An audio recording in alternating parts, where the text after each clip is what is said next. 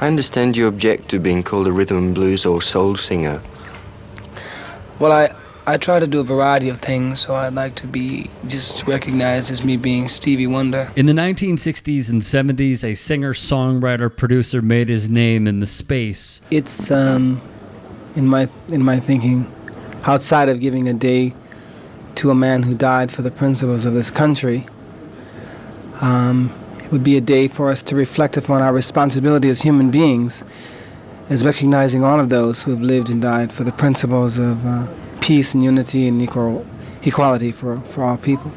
He would write songs that reflected the times, a dedication to Martin Luther King Jr. To express whatever you feel inside, to bring it out to the public, where that other people can relate to vibrations or whatever you give off, the feeling that you give off. You know, that is, to me, what is soul. A lot of people have said to me, you're a soul singer, which I really don't particularly like, is you're a soul singer. I just would like to feel that I am a person, if a person does, whoever considers me as being a person with this ability, to be able to express a song or sing a song and to relate to it, either directly or indirectly. You know, from people that I've met, that have experienced a particular thing, or me in my life experiencing a particular thing. He was unapologetically himself when he wrote songs against apartheid South Africa. Music doesn't belong to any one particular person. It's a form of expression that we are given the ability to use to express our feelings and to feed off of each other. We have given in a lot of our songs, such as Living for the City or Visions, Pastime Paradise, we look at a constructive criticism, and we look at the negative, but hoping in looking at the negative, that from it will be, for all people, a positive. Oh, yeah. You know, so we do have a lyric that may be negative, but it is a negative, constructive criticism that hopefully will bring about the positive result.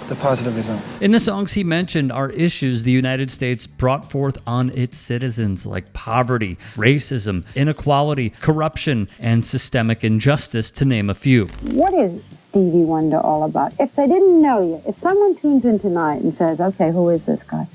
What are you all about? Well, I am myself, and through my music, I guess I best express how and what I feel about things in life and my beliefs. As I get a lot of energy from a lot of different experiences of life, and I can relate to many cultures of life, so does, in fact, my music. And for as much as I've been able to experience through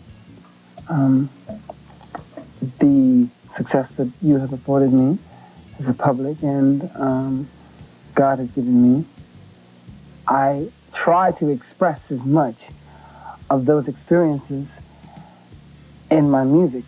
And basically those experiences have become part of me.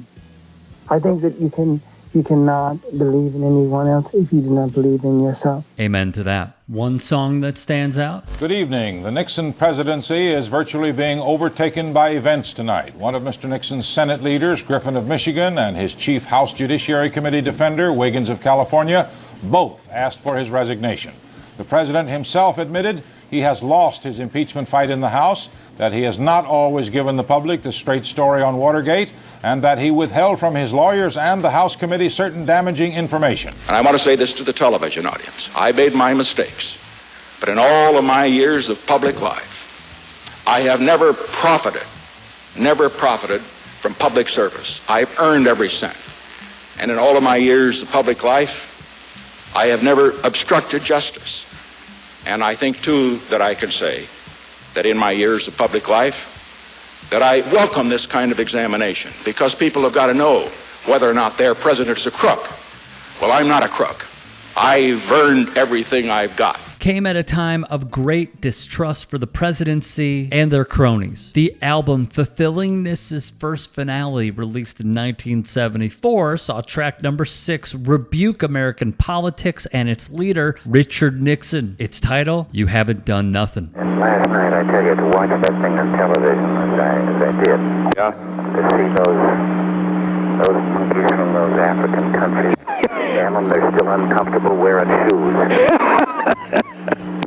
Well, and then the tail wags the dog there, doesn't it? Because you see, Wonder saw through this racist piece of trash at the time, and it bled through the lyrics. After all, Stevie was only 24 years of age, but wise beyond his years.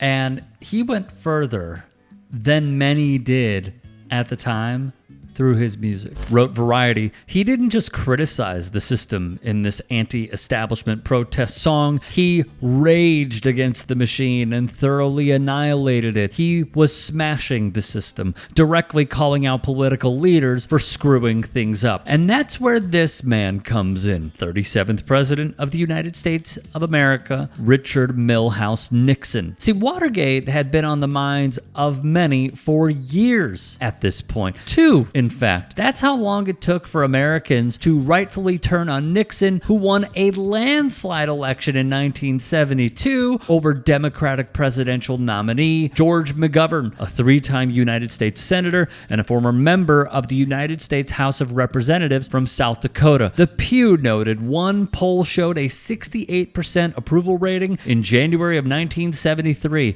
when Watergate broke, which started with an effort to bug the Democratic National Committee office at the Watergate Hotel and subsequent efforts to cover it up. The result was obvious. The rating fell to 48%. Count Stevie in that camp. Soul is, I think, in a sense, being able to make a person be so emotionally involved in a particular thing that they can cry about it. He'd say the best way to get an important and heavy message across is to wrap it up nicely. It's better to try and level out the weight of the lyrics by making the melody lighter. After all, people want to be entertained, which is all right with me. Shout out to Andre 3 Stacks. And hey, yeah, because if you know, you know. So if you have a catchy melody, instead of making the whole song sound like a lesson, people are more likely to play the tune. They can dance to it and still listen to the lyrics and hopefully think about them. He begins the track as follows. We are amazed but not amused by all the things you say that you'll do, though much concerned but not involved with decisions that are made by you. Via Stereogum. It's plainly and obviously a song about someone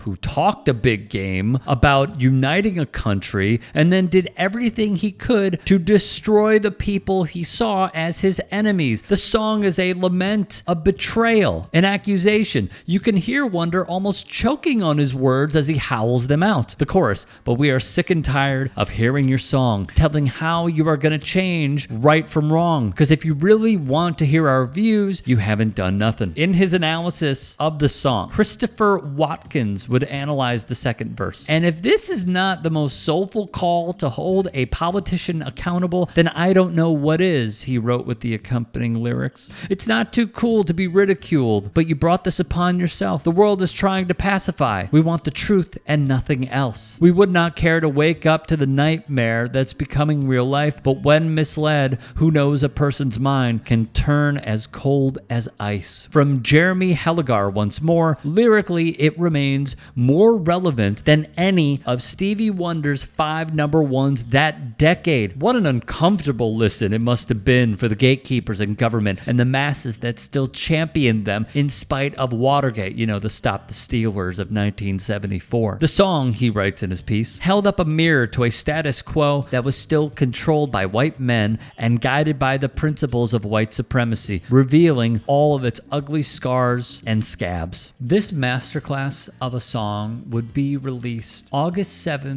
1984. One day later, In all the decisions I have made in my public life, I have always tried to do what was best for the nation. Throughout the long and difficult period of Watergate, I have felt it was my duty to persevere, to make every possible effort to complete the term of office to which you elected me. In the past few days, however, it has become evident to me that I no longer have a strong enough political base in the Congress to justify continuing that effort. A special shout out goes to Stephanie King for the recommendation. Thank you for your submission on our Nina Simone video. If you have any recommendations on certain songs that you would like to see a deep dive on that are, of course, politically charged, send a strong message. Please recommend them down below.